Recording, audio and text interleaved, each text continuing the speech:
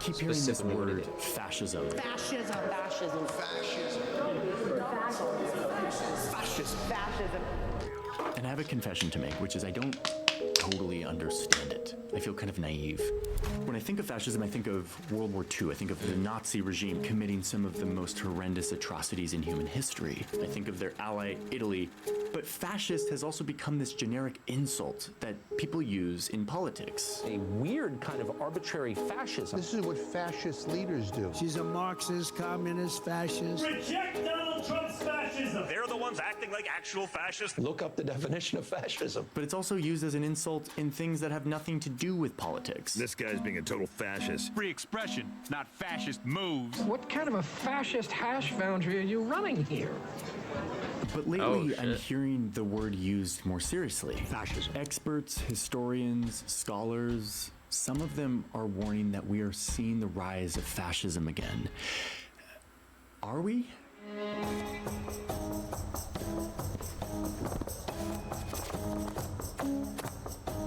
This took us deeper than expected, deeper than I can remember going on a video in a long time, into books and documents and speeches, deep into the research and scholarship on fascism and its history.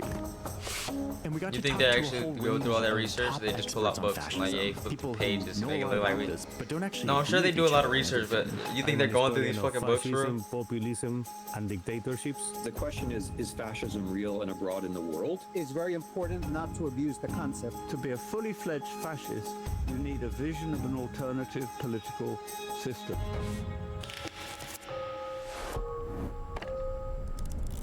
A quick note about what I'm trying to do here.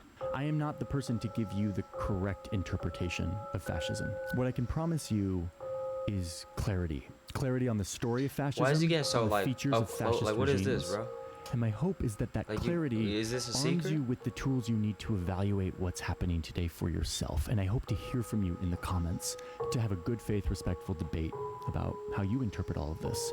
But before you comment, let me show you what I've learned. What is fascism? How do we define it? And how do we start to evaluate if it's happening again today?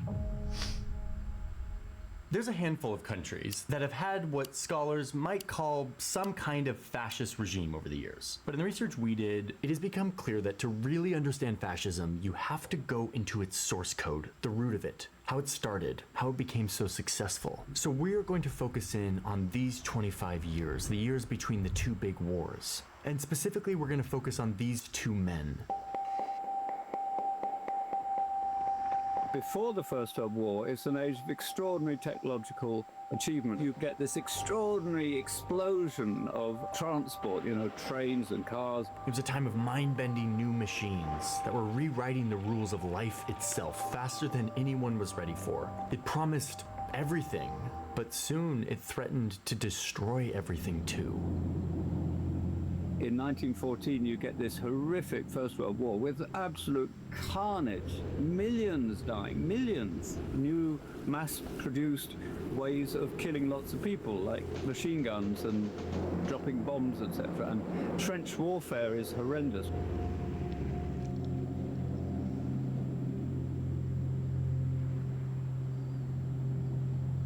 In these 4 violent years, societies were ripped apart.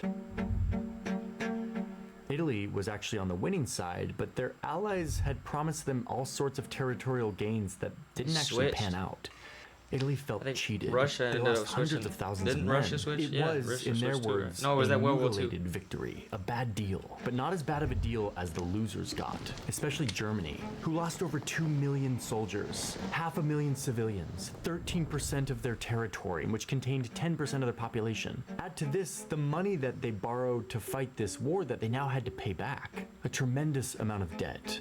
And on top of all of this, the peace deal required them to pay back the victors for this war. $500 billion in today's money, something that they actually just recently finished paying off, which led them to borrow more money. I mean, it was terrible. It scrambled this once very advanced, thriving economy. Their money lost 99.9999999% of its value. It's wheelbarrows full of cash and an economy in crisis that creates a sense of widespread anger and resentment and humiliation among these people. So Italy and Germany, They're both feeling cheated and angry. And like a lot of Europe, they're in a sort of a fork in the road with their government. They're figuring out what kind of society they want to have. Italy still had a king, but they were also doing democracy. They had a parliament. Germany had parliament and voting. Women could vote in Germany. They had individual rights enshrined in law, but these democracies were fragile, and increasingly they were in crisis. So people start wondering if they need to rethink the system entirely. It is that sense of total breakdown which generated extraordinary enthusiasm about the possibility of a new socialist communist world or a new ultra-nationalist racist world. One rising option in people's minds was to do what workers, soldiers, and peasants had just done in Russia. Led by a revolutionary named Vladimir Lenin, Russians had just overthrown their government, promising a new way, communism, where land and industry would be seized from the elites and put under the control of the people, the workers, the peasants. At least that was the idea. This revolution would create the Soviet Union, and the Soviet Union would eventually become a brutal dictatorship that would kill millions of its own people, but that's not what this video is about. And anyway, not yet. For now, right after World War I, this communist revolution in Russia is looking like a desirable option to some of these reeling countries. That inspired a lot of extremist Marxists to believe that they were on the verge of causing a revolution in their country. So this was one revolution on offer, and more people in Italy and Germany start embracing communism. They're going on strike, they're occupying factories. But communism wasn't the only revolutionary idea promising a solution to this post-war misery. And that's where we're gonna turn to this guy. Mussolini. Benito Mussolini. Mussolini will one day be Italy's fascist dictator, but not yet. His path to power is going to have to pass through some very important steps. And for that, we made something. We're going to use this to track the rise of Mussolini and Hitler, because these steps can help teach us how fascism operates. Before World War I, Mussolini was a rising star in Italian socialism. He ran an Italian socialist paper. He advocated for workers' rights. But once World War I started, Mussolini breaks with the socialists because he thinks that Italy should join the war, and the socialists are firmly anti-war. So they kick him out of the party, and this is where he pivots hard. He starts his own pro-war nationalist newspaper, all about pride and sacrifice and putting the nation above class struggle. Italy does enter World War I, and the 32-year-old Mussolini enlists to go fight. He gets wounded in a training exercise, and he comes home from the war even more resolved in his vision of a strong Italy, but now with a new set of beliefs that he gained while in the trenches. And he starts to share his beliefs. He starts a club with a small group of other guys, a lot of them ex-soldiers like him, men who also feel humiliated and are looking for someone to blame. And he tells them that Italy's problems are not only because of the war and the betrayal from their so-called allies, that mutilated victory, but also because of what's happening inside Italy itself, where all of these isms are poisoning the country. Communism and socialism were threatening to transform Italy with these worker revolutions. And even democracy itself, or liberalism, was to blame for all of these problems. Italy's democracy had, in his words, gone drunk with compromise. They couldn't get anything meaningfully done because they're accommodating all these different viewpoints. He says, guys, this is Italy. We're the historic home of the Roman Empire, the foundation of Western society, and now we've been betrayed and humiliated. But Mussolini says that he has a solution. He says that Italy must be ruled by men who had just fought in this traumatizing industrial war. Men who had been purified by violence and sacrifice and discipline. In his eyes, these were a new kind of man, a new kind of elite, created not by aristocratic birth, but by combat. And now these veterans had an obligation to replace the weak, entitled elites that had been created by liberal democracy, and to replace it with a, quote, trenchocracy, the aristocracy of the trenches.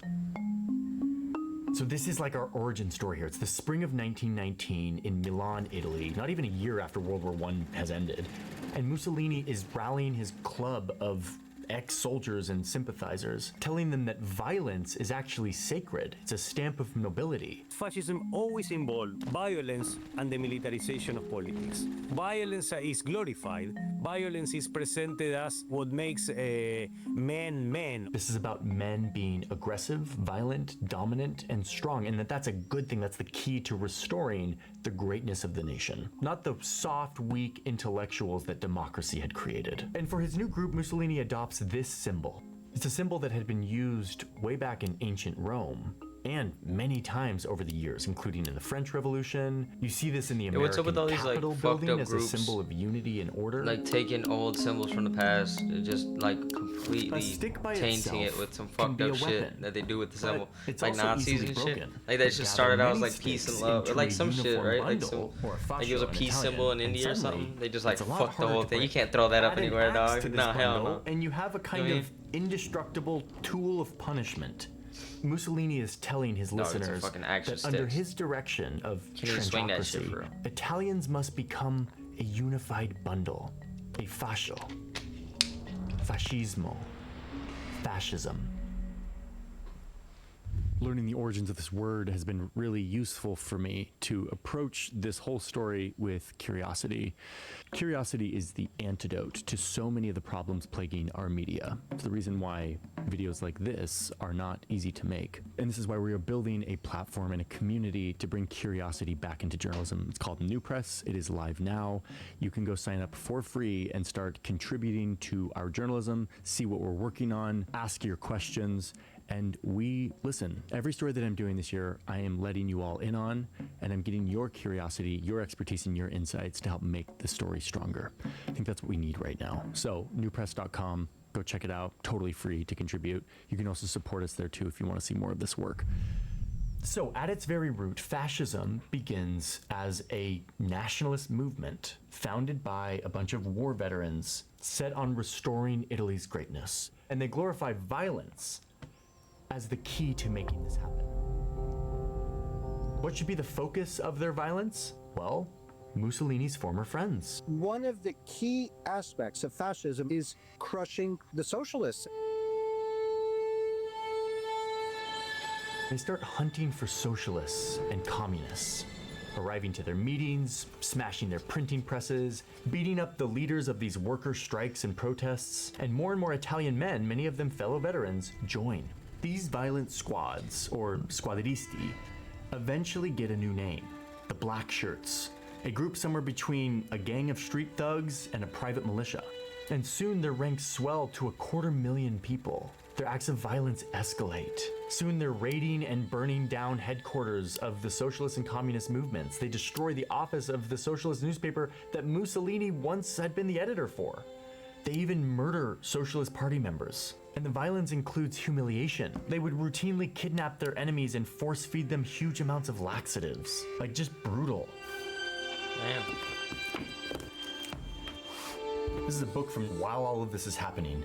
20 fascists arrive in a lorry, they attack a club, beat the workers, and set the place on fire. Fascists assault a funeral party, make their way into a cafe, and seriously wound an employee by stabbing him in the chest. A band of fascists, who are armed and masked, attack several citizens, including socialists, left on the ground senseless and bleeding. Setting fire to a socialist headquarters, burning banners and furniture, attack a socialist cooperative. A doctor is beaten by fascists. A socialist lawyer is beaten by fascists. Workers are taken to the hospital having been beaten by fascists. Strikes a 10-year-old child who is singing the red flag. You get the point.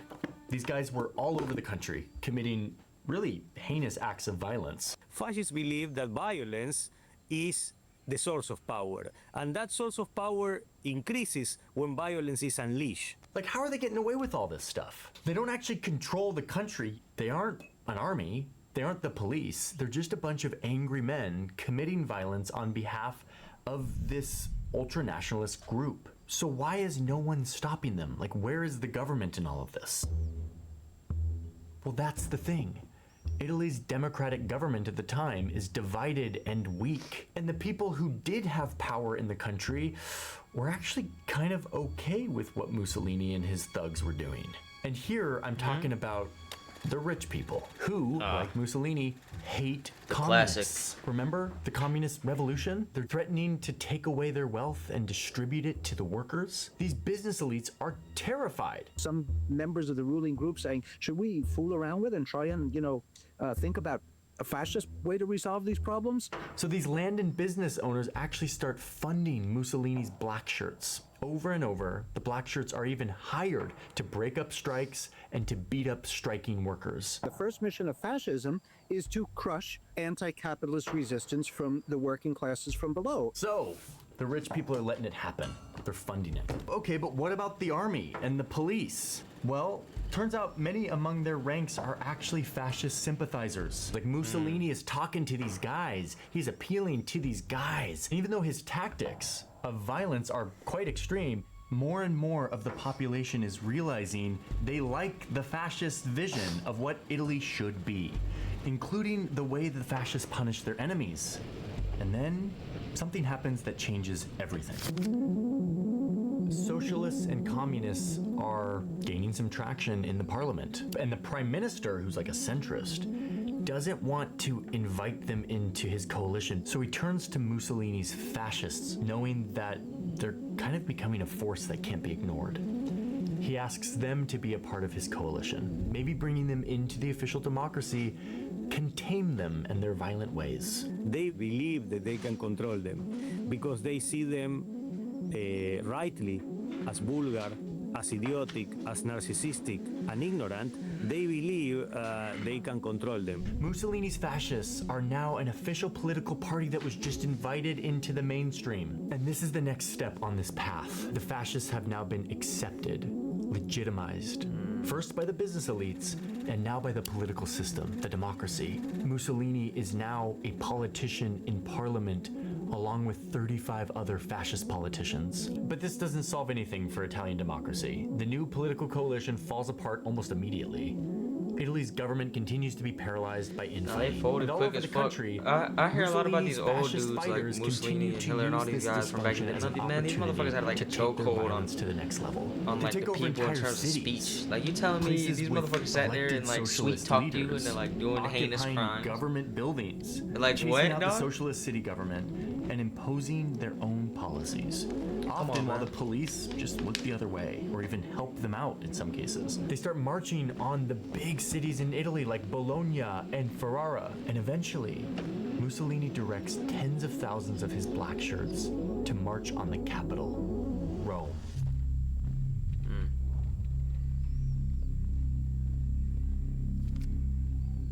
Mussolini's movement, which started as a club of like 100 men in Milan, now 3.5 years later, was a force that couldn't be ignored, gathering in huge numbers just outside the capital, preparing to march on the city, daring the country's king to use his army against them. So the king sizes up his options. He likely knows that a lot of the ranks of his army probably sympathize with the fascists. So instead of standing up to Mussolini and risking a civil war, he makes a deal with him. He invites him to become the prime minister. Damn.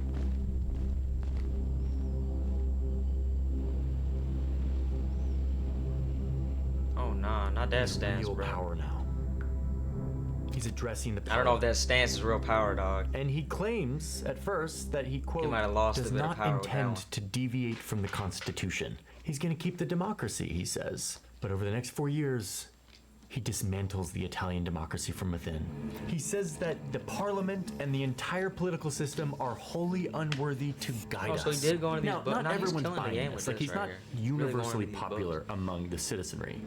A lot of people do like him, but a lot of people don't. But in the next election, his black shirts intimidate and suppress voters, which helps the fascists win a huge majority in the election. Soon he's censoring the press. He's shutting down newspapers. He's creating a secret police. You abolish all liberal freedoms, you get rid of all freedom of the press, freedom of speech. And then he abolishes all other political parties. You have a totally alternative system of a single party state, charismatic leader, an alternative legal system. And then finally, he abolishes elections themselves. This is a revolutionary rebirth. And what that means is you destroy the democratic system. It's 1925, and Mussolini has done away with all democratic mechanisms that could be used to challenge him, and he completes the last step on the fascist path to absolute power. As the absolute ruler, he rallies the people with slogans like believe, obey, fight. We know what fight means. He's been doing that since he started his combat league. But these other ingredients, believe and obey, are really important too. Mussolini demands belief and submission, not just to him, but to his story. The story that he says will, quote, make Italy great, respected, and feared, restoring it to the glory of an imagined past, the Roman Empire. What you're pointing towards is not actual history. What you're always pointing to is some kind of beautiful plastic moment. Sarà il secolo della potenza italiana. Sarà il secolo durante il quale l'Italia tornerà per la terza volta ad essere direttrice della civiltà umana. And Mussolini would be the singular voice for the entire nation. And as ever, his story glorifies soldiers and the, quote, bloody sacrifice of war, and reimagines the country as a giant military, a uniform bundle of sticks, which many Italians will become willingly. And for those who don't, their dissent will be violently snuffed out. Everyone must get in line. For life is conquest, warfare, at first directed at home against his enemies, socialists, communists, liberal Democrats. But that war must eventually be brought abroad. He starts conquering parts of Africa, imposing his, quote, new civilization on others.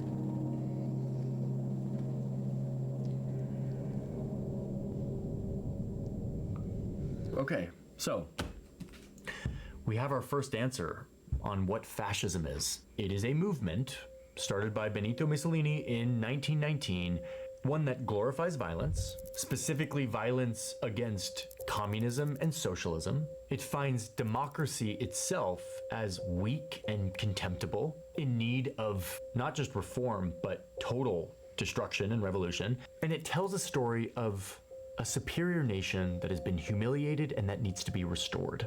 A mythologized past, whose decline they blame on their enemies, and whose rebirth they promise under the rule of one charismatic, strong leader. And crucially, they gain support from mainstream elites, rich people, politicians, that allows them to gain control of the country, after which they dismantle the democracy from within, and then demand total submission to the state, which allows them to mobilize huge numbers of people with a ton of propaganda, and then begin a program of conquest and expansion. Today we call that thing fascism.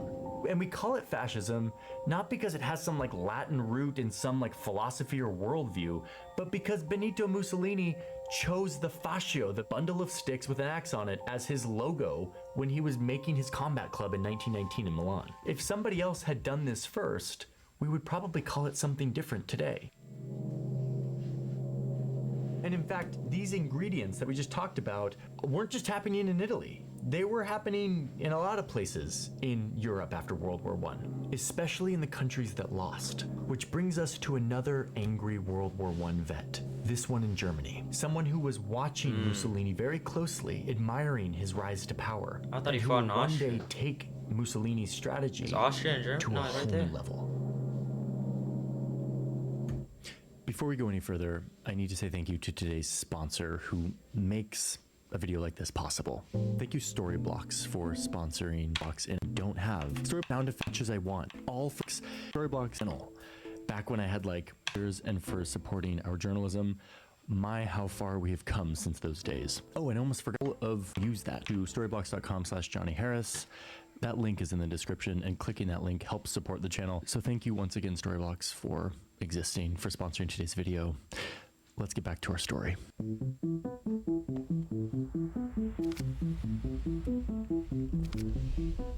Okay, enter Adolf Hitler to the story. He's about 10 years behind Mussolini on his own path to power. And remember what we talked about earlier.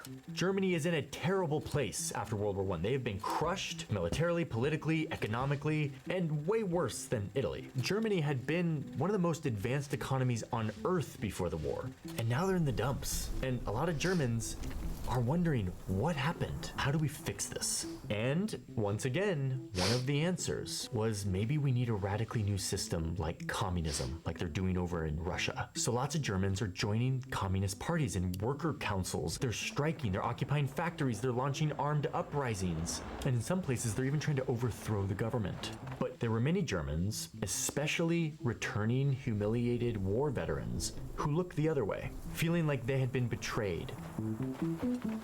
Many Germans had been hearing this narrative that their civilization and even perhaps their race was superior. It was pure, and that their art and their music and their engineering are more than just a culture, that it actually comes from their bloodline. They've been hearing stories about Germanic people connected to ancient cultures, stories that are essentially a misreading of real science, notably in the relatively new field of linguistics, where researchers were discovering that many world languages share a common ancestor, a group of languages that some 19th century linguists were calling Aryan, a name that came from the Indo-Iranian people, an old culture, Iran, Aryan. And so here we are in the 19th and 20th century, and some creative Germans start to imagine that actually Aryan isn't just a group of languages. Aryan was an actual race, an original master race from which all great civilizations sprang. And they start to imagine that maybe this master race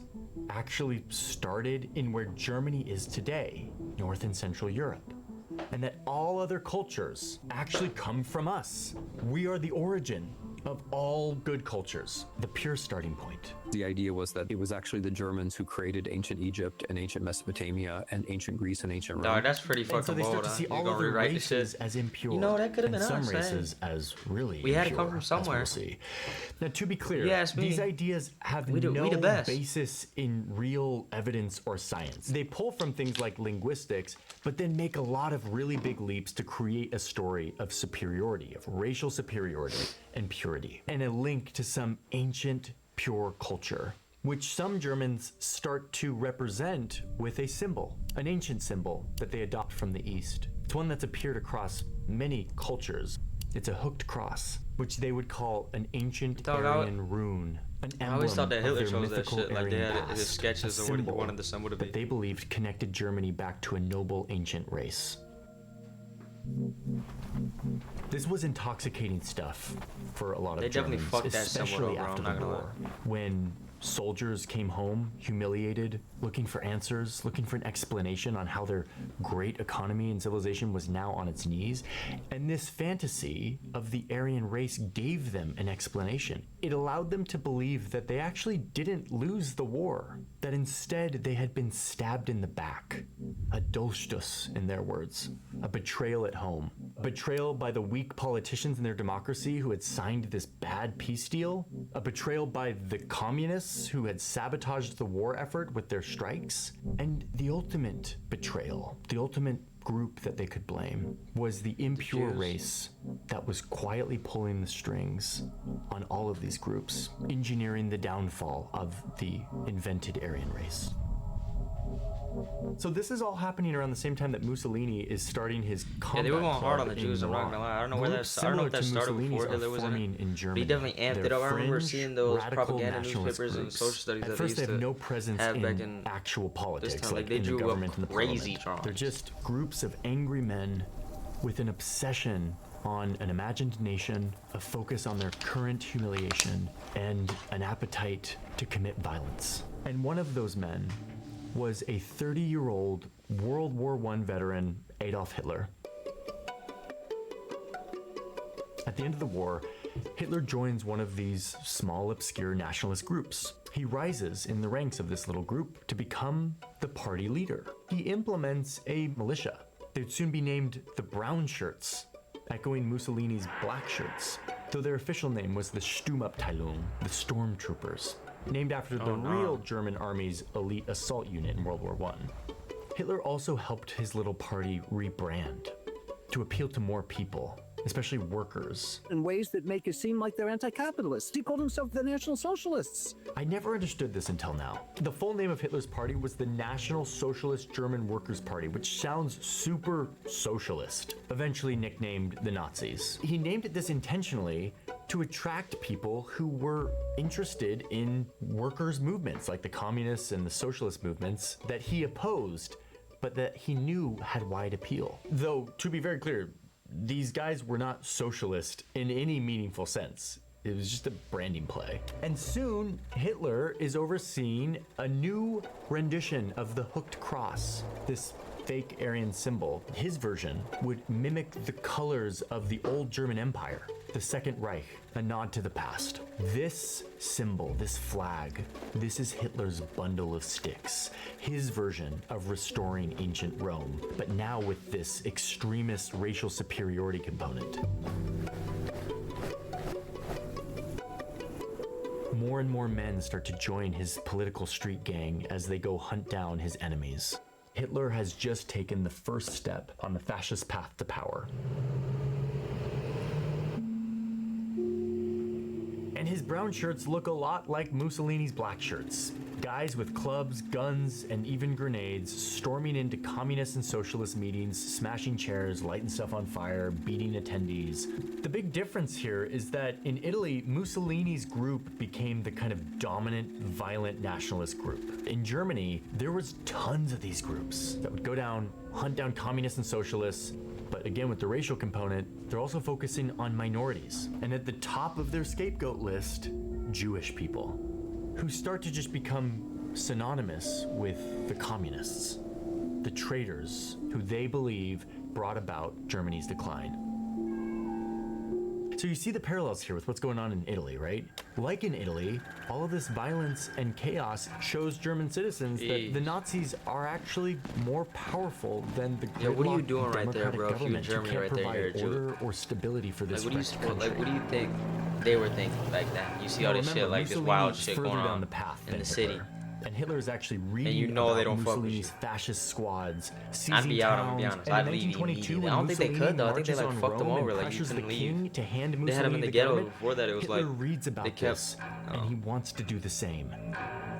clamping down on Hitler them. wants to do a Mussolini. He wants to seize the city of Munich and then march on the capital, Berlin. So he and 600 of his brown shirts surround this beer hall. This is a place where politicians would come and give speeches to like huge groups of people. Hitler wants this to be the starting point for his takeover of the country. He enters the hall, pulls out a gun, and shoots the ceiling. And then he yells out that the national revolution has begun. He claims that the government has fallen, which it hadn't. He's trying to rally the huge group in this beer hall to join him. And it totally fails. By the next day, his little coup attempt has collapsed, and he and his men are arrested, and he finds himself in jail, along with a few of his co-conspirators. Though he was in jail, he somehow still had access to newspapers and books and a typewriter. Meanwhile, in Italy, Mussolini is now dismantling the democracy from within, and Hitler is reading about all of this, and he resolves to not give up. He doubles down on his goal to take over the country. The manifesto? So in jail, he spends a lot of time writing, typing up his story. Now, there's a lot of sources that say that he actually just dictated it and didn't write it, and that he wasn't a great writer or whatever. But the most recent scholarship concludes that Hitler was writing. He was writing his ideas on race, what had caused all of Germany's problems in the first place. He types it all up into pages that would eventually become a book. A book that's part autobiography, part racial manifesto, part political blueprint for another attempt at a revolution. Mein Kampf. It's a book full of hate and conspiracy theories, and it's his story. Much of it invented, a simple story that he knew would appeal to the psychology of millions of manipulatory desperate people, tactics you think are looking written for in that someone book? to Like, how blame much for their misery. of that book And if for you that dissect question and see, like, damn, of who was to blame for Germany's he wrote problem, this shit right here to get these Hitler's niggas book thinking, like, had oh, a very clear you know what I mean? answer. we do gotta go crazy right here, you know, because it's baffling to me how the fuck. Really, I don't know. I feel like if I'm living in that time and I see some shit like that, well, granted, at the time, you know, I'm brown. Who are using I probably wouldn't be, you know what I mean? But say I'm a white person, I'm a German in Germany. I feel like I wouldn't fall for that shit, dog. You ain't gonna tell me I'm gonna go over here and kill all these people because, you know, or feel a certain way about these people because, you know, they have all the blame for what happened in the war. Like, the international conspiracy. I don't know. It seems a bit like that story baffling. is how kind they of the fell for that master shit. narrative. And according to Hitler, to prevent that from happening again, he says that the nation would have to be purified. This purification would have to be based on blood, a shared race, and the reclaiming of the sacred land. Yeah, that he gives wasn't it even life. like that race though, right? It was like Blood you had to be and white, soil. blonde, and blue-eyed. He was like he had like dark hair and brown eyes, didn't he? And finally, Hitler's book diagnoses where Hitler went wrong. It's basically the only accurate part of the book, where he assesses that in trying to take over the country in that Munich beer hall, his big mistake is that he tried to jump from here to here, using violence, but without gaining that mainstream acceptance from business elites and from the democracy that Mussolini had done. Violence alone, he now sees, wouldn't be enough to take power. So his book outlines a strategy for how he'll do it next time. Not a forced takeover, but in his words, a quote, determined cooperation between brute force and political aims wisely chosen. So even though Hitler hates democracy, he now understands that he must use the democracy to rise to power so that he can destroy it from within. In other words, Hitler is going to have to succeed in politics. Fascism never cares about democracy, but is willing to use it in order to destroy it. He gets out of jail in late 1924. And instead of trying another coup, he spends the next few years rebuilding the Nazi Party as a legal, competitive political machine. Remember, he needs to move from here to here, which means winning votes. He runs his party in the 1928 election. The Germans vote and nope, the Nazis barely get any votes. But he's undeterred. He continues spreading his message of racial superiority and the backstabbing by the Jews. He'll try again in 2 years in the next election. And this is when something happens that will help him out. 1929 just hit. Financial markets around the world crash. An economic depression sweeps around the world.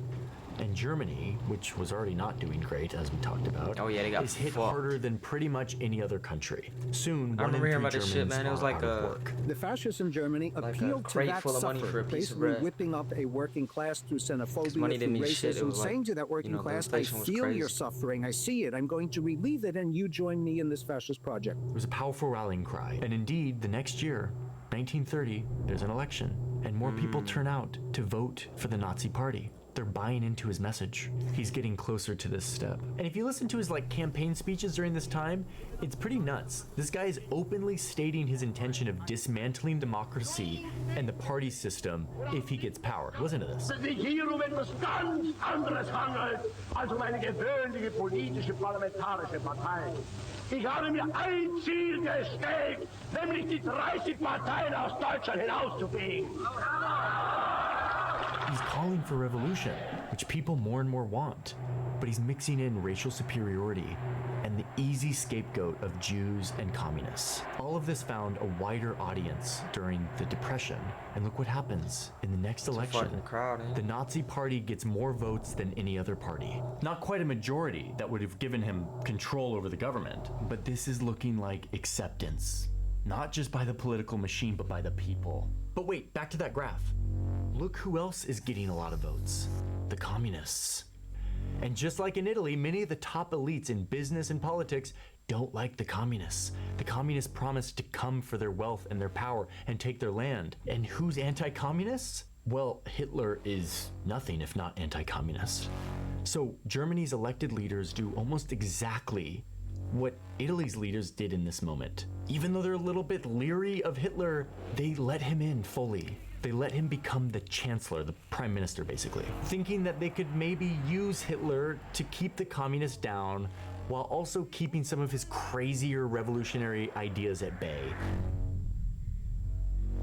Even though we're going to, quote, form a government under the leadership of Hitler, we are going to keep, quote, the utmost restriction on this guy and his party, making sure that he governs, quote, within the framework of the Constitution. He's got some crazy ideas, but we've got him under control. Boy, that sounds familiar. Yeah, that doesn't so now make any it's fucking January sense. Why would you let him in if you 1933, know and Hitler all his ideologies is in full-blown beforehand? mainstream power, and from here, things start to move fast. Less than a month later, somebody sets fire to Germany's parliament building, and the man found at the scene of the crime is a communist. He uses that to say, we have a state of emergency. State of emergency. Very powerful tool. Within days, he suspends the Constitution. And from then on, entire Nazi regime was based on the suspension of all liberal democratic laws and freedoms. Freedom of expression, freedom of the press, protections from search and seizures, all suspended. Within months, he's abolished all other political parties, something he said he was going to do.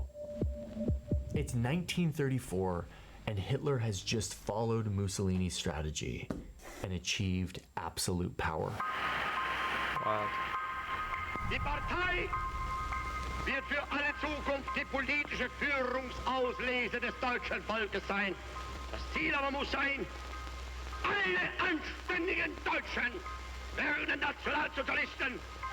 Die Partei ist Hitler. Hitler aber ist Deutschland, wie Deutschland Hitler ist. Hitler siegt! Siegt!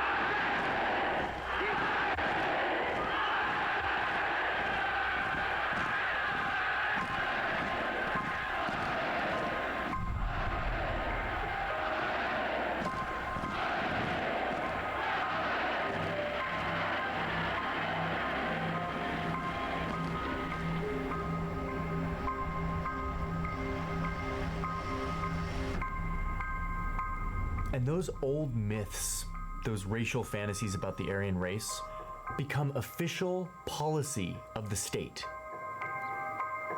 Wow. And just like Mussolini, Hitler begins his war against the people he had been planning for years to purge from society.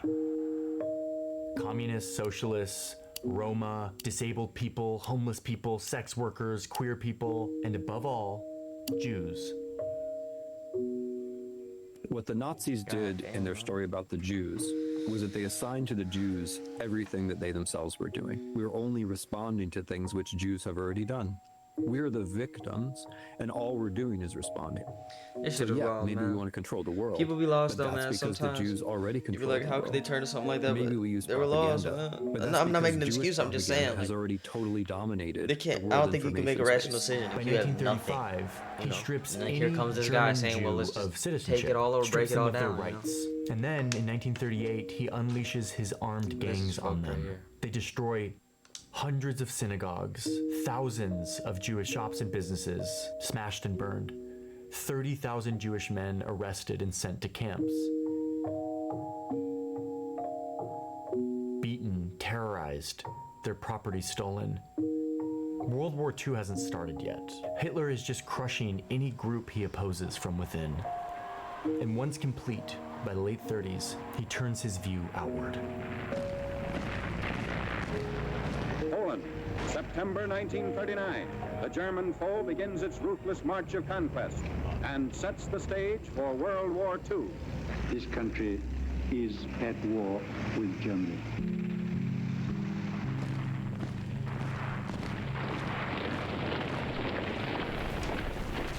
Hitler and his now ally Mussolini launch wars of conquest that devastate much of Europe.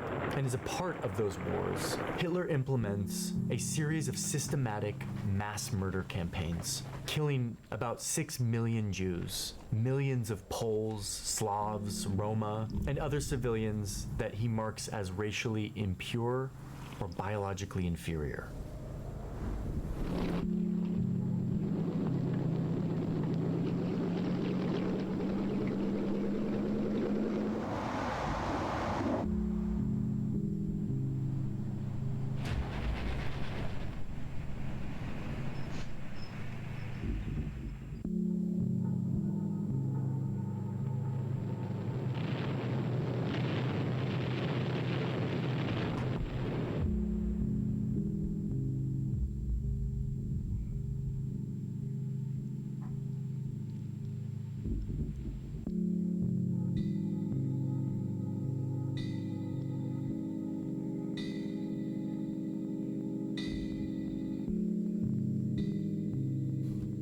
so it's easy to lose yourself in this story, especially at this point in the chronology. But I want to now summarize what we can learn from the rise of these two men, these two regimes, what it tells us about what fascism is.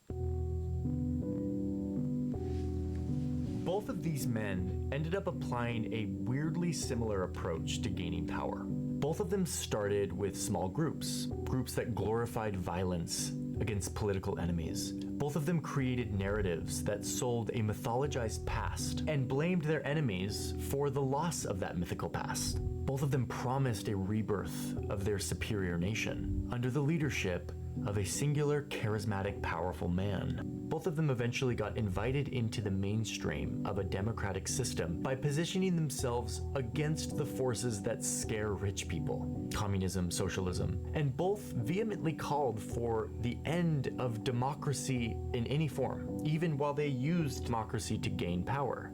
And once in power, both dismantled democracy from within so that no one could challenge them, creating a government and a society and a press run entirely by the glorified leader, which he then used to flood his people with propaganda and fear, getting them to act like a giant army that the leader could mobilize first at home, then abroad in wars of conquest, including an industrial-scale genocide in the case of Hitler.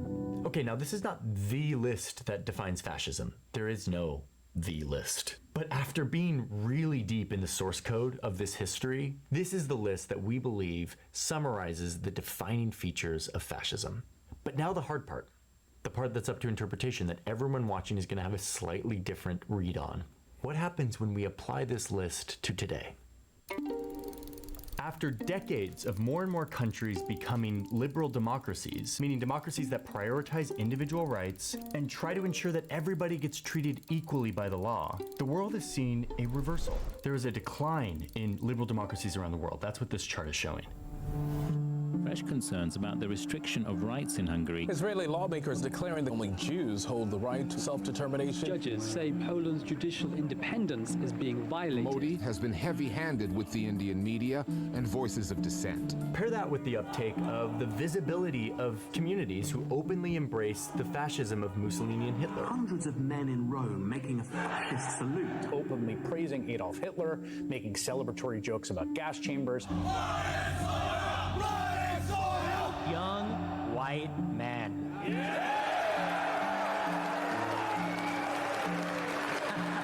Taken together, you start to understand the increase in serious people sounding the alarm bell that this is maybe the return of fascism of some form. Using it not just as the generic insult, but actually saying that we're like in some version of the 1930s. They're citing modern events. Angry anti-Muslim mob tore through the town. That are concerning to them. Greenland should be part of the United States. That they say meet the criteria of fascism. Like the rise of militia groups, vigilantes, government death squads, violent ultra-nationalist groups, strongman leaders who invoke an idealized past, promising to make their nation great once more. Massive displays of loyalty and support for the leader and the regime. And of course, blaming the country's problems on some kind of outsider, like radical socialists and communists. Foreign Christian-hating communists, Marxists, and socialists. Immigrants. Yes, I use the word invasion. Fake fugitives, freeloaders, criminals. Rapist illegal migrants. We're even seeing the first expansionist ground war happening on the European continent since World War II. A full-scale invasion of Ukraine.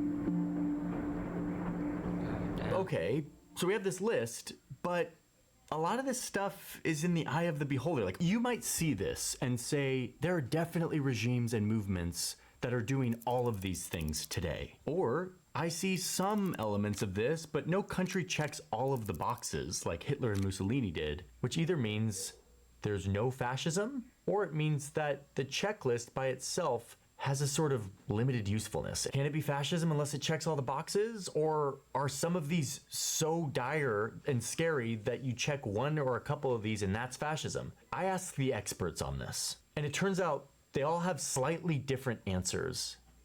And I think we can learn a lot by understanding each one. First, Federico Finkelstein, who says that what we're seeing today isn't fully fascism, but it's close. but that we're still missing some really key pieces. There is no fascism without dictatorship. The destruction of democracy is central to what fascist politics. What the fascists did is to use democratic means to destroy democracy from within. Finkelstein says that in order for it to be fascism, it has to oppose not just communism, but democracy itself. It might play by the rules of a democratic system at first, but ultimately, fascism wants to destroy democracy, destroy votes and parliaments. And in most of the places that critics use the F word to describe, these nationalist leaders still operate within some kind of democratic system, even if it's just in name. Ez azt mutatja, hogy a magyar demokrácia köszöni szépen jól van, él, virul.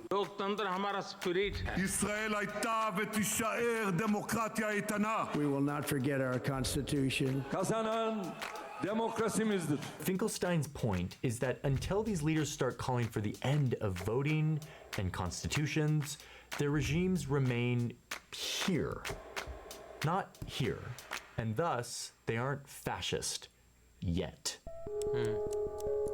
I think there is a fascist risk. They are constantly at the verge of turning democracy into dictatorship. And this is why Finkelstein's book is called Wannabe Fascists, because it describes leaders who have followed some of this path of the interwar fascists that we've talked about, but they haven't gone all the way, even if they maybe want to. Fascism, according to him, takes place only over here, when democracy ends fully. Fascism wanted to destroy democracy from within in order to create an extremely racist and totalitarian dictatorship.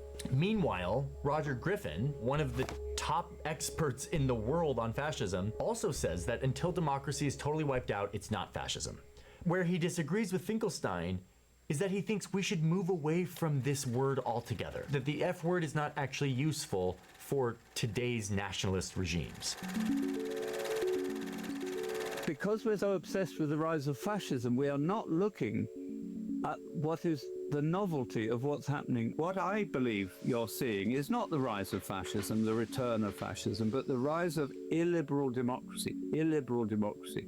Griffin argues that democracy and fascism aren't the only two options here, that there's a third bad thing that we can be, where we don't trip the fascism alarm fully because we still have democracies with parliaments and votes, but leaders, instead of destroying democracy from within, they distort them. They get rid of their liberal features. And by the way, quick side note, liberal is a kind of confusing word. Here in the United States, we use liberal to describe a left of center political leaning that supports things like social programs, gun control, and higher taxes for the wealthy. But in this case, I mean liberal in the way that it was used in like the 1800s and is used by political scientists today. Liberal, like liberty, like governments that ensure individual rights and freedoms, equal protections for everyone, regardless of your group, under the law. You can have a system where there are votes and a parliament and representation, but don't have the liberal features that a liberal democracy has. And Roger Griffin says that this is the thing we should be worried about. That calling it fascism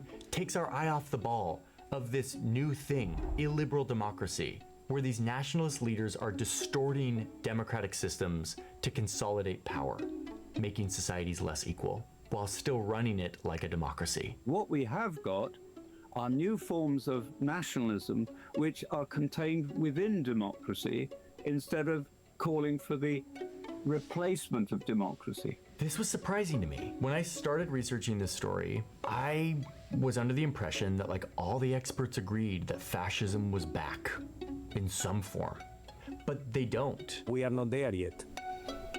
That is until you talk to some other experts who say that it is fascism. The reason we need to use that term is behind it is a concept that helps us understand what is going on right now in the third decade of the 21st century. We need to see that history does not repeat itself in the same conditions in the exact same circumstances. This camp says that our checklists are a distraction, that we're reading too much into the specifics of the 1930s. You don't need all of that in order to have fascist control and push forward with a fascist project. But William Robinson says that if you do want a checklist, the most important item on it is actually this one, where ultra-nationalists become accepted into the mainstream by the elites, like Mussolini and Hitler were. This step, where the people in power decide that these nationalist groups that tolerate violence are useful to them. That's a form of trying to re-legitimate the system.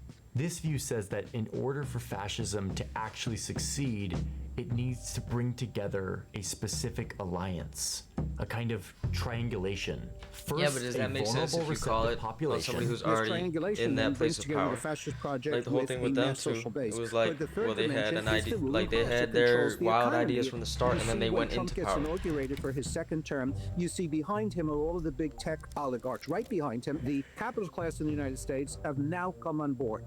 And finally, you have a view but that do they have like says big that groups the behind most important items on this list are these. It's the way the leader talks, the way that they talk about the past and the future. What fascism does is it promises a return to an order. And the order, of course, didn't actually ever historically exist. You're creating this sort of tabula rasa, this smooth surface on which the fascist story of we were always innocent can then function. For people like Snyder, fascism starts when politics stops being about the future and starts to become about a mythic story of a glorious past, a humiliated nation, and a leader who promises rebirth. If we could just somehow get the enemy off our screen, off our phone, out of our country, then there would be this harmony that would come back. There will be love, there'll be prosperity, there'll be happiness, there won't be conflict anymore because conflict was always brought by the outsider. And listen, every one of these experts has a different read. I don't see any major movement in the West that is trying to replace democracy with a totally different system. You can't say that because Hitler came to power in Germany and then almost immediately suspended any and all democracy and just became a dictatorship overnight, that therefore any fascist project has to follow that same model. There's not one road to fascism. When you use the list mechanism, you're missing a kind of the historical sensibility you need to actually recognize that thing for what it is. And that is because what we want to do is like we look for the rational core. In my view, that has not proven to be predictive. More predictive would be to look for the fight, the struggle, the enemy, and to dwell on that. And you're seeing why the experts disagree here. They disagree on how much we should read into the 1930s, how much the word fascism actually matters. Obviously, 21st century fascism is not going to look like 20th century fascism, but it's going to have that underlying essence in common with the 20th century variant. There are important fascist elements here, and it will be problematic to deny that there are connections to fascism. But if we get too obsessed with fascism, it takes attention away from actually looking carefully at what is happening to democracy. Illiberal democracy, whatever we call it, is in many ways more dangerous than fascism. Illiberal democracy, I think, is inaccurate, but because it's inaccurate, it's sort of pacifying. If you think that it is just like illiberal democracy, then you can say, oh, we'll have another election and maybe the liberals will win next time, right? The question of what is a fascist cannot be answered in simple terms. I entered this video really wanting clarity on is today fascism or not. Instead, what I have after this long journey are a series of patterns. Glorified violence, elites who think violent groups can solve their problems, the destruction of a democracy, a myth, a lie, a fake history, a fake promised future. So I guess I now know what fascism isn't. It's not any politics that I don't like. Instead, it's a kind of method, a kind of view on power. Fascism instantly conjures the worst of human cruelty, how far we can fall under the right circumstances. In that way, it's a valuable reminder, a warning. But that same weight also makes it hard and difficult to actually be useful. It ends conversations as often as it starts them. Still, there are a few things I feel sure about after going through this history. Domination, violence, hierarchy, those aren't the exception in human history. They're actually the norm. For most of our existence, the way that we've organized ourselves in large groups has relied on force and fear and inequality. And we'd be foolish to think that the ugly instincts of control and submission and vengeance, that those things are just gonna go away. So when we study fascism, what we're really seeing is those old ugly instincts coming through, we'd be naive to think that we're beyond it, that we're too smart or too modern to fall into those same patterns of fear and control. We're not immune. We never have been. This video isn't the final word on fascism. It's just where my understanding starts. The people I talked to for this story don't even agree, but there is one area that most of them did agree, which is that we don't have to wait for it to be 1933 again to notice that something is happening. Because the point of understanding fascism isn't to win arguments or to come up with some ultimate definition that will solve all of our questions. It's to recognize the patterns, to point them out, and to do something about it while we still have options.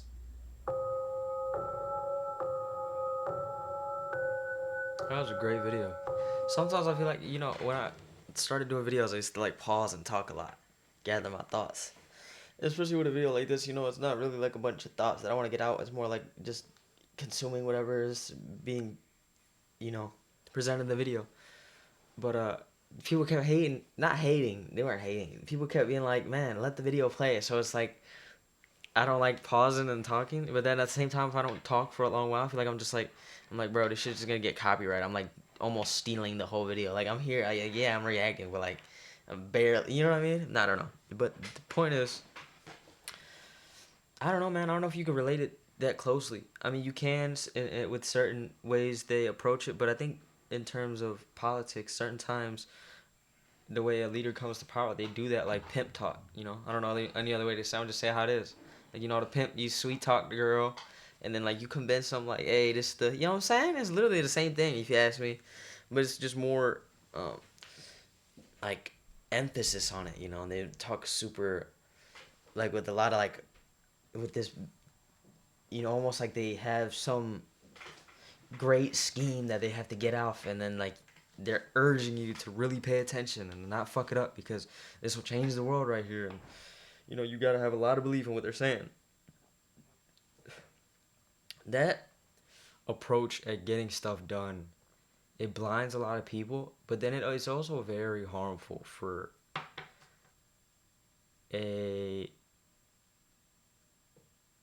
it's very harmful for somebody's mental state when they're trying to figure stuff out. So if you look, then their whole shit was fucked. In Italy and in Germany, you know, their whole thing was fucked. Then they looked at these guys were promising all this and that. They were already fucked up. Everything was, you know, and this influence that they gave them, it just like solidified their, like this illusion, you know, that they had to go this way and it was the only way, and that was it was gonna fix all their problems, and it put them in a mental state where they didn't have any other choice. You know what I mean? That, you know, you hear about that a lot, not just in terms of like this and politics, but in, like with you know, certain time. My bad. I was moving my calf, like moving my foot on the desk, was shaking the camera. But like in terms of like you hear about people that done great things and like in the arts and sports and, you know, in politics, shit like that. You hear about how sometimes in order to do something that's like viewed as extraordinary, they have to have a mental state in where they have nothing but belief in themselves, and that they have like this super intense focus on what it is they're trying to do. You know, sometimes that's not, it's not the best for your relationships, your mental, the way you process things, the way you allow certain things to build up, because you feel as though you can afford to take certain breaks from managing what you have mentally and physically sometimes, because you have to focus all your time on what it is, the goal that you're trying to set out. You know, it's very harmful. And yeah, I think I'd hope that we're advanced enough, you know, with the technology and just in general, that at this point it wouldn't be some guy that could just come through and just blindside everybody with a certain ideology and have everybody jump on board and carry out fucked up acts like this. But you know, we got fucked up shit going on today too, so it's not wild to think something like that could happen. I hope it doesn't. But yeah, it seems like if you look at back then, the people were a lot more lost. Like you could say today we have a lot of struggles, but man, those guys were like had fucking nothing. Their country went to shit, and then they're just looking around for any reason, any purpose. They didn't have the ability to go online and, you know, look at different shit, and you know what I mean. Just it was just like that was it. That was all. And I'm not saying we don't live in reality, but I'm just saying like their shit was so fucked, you know. It was yeah.